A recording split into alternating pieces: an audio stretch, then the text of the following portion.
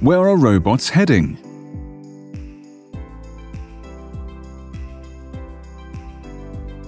In 2020, there were over 3 million industrial robots in operation worldwide.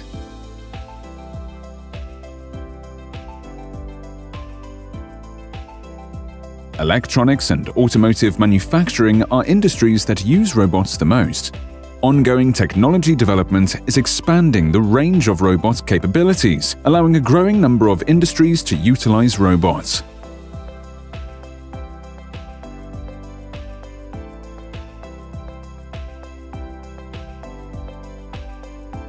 Articulated robots account for 72% of robots installed throughout the world. Already, 6% of the robots installed globally are cobots, collaborative robots. The Mitsubishi Electric collaborative robot Melfa Assista can share a workspace with humans. Simpler, easier, and more flexible.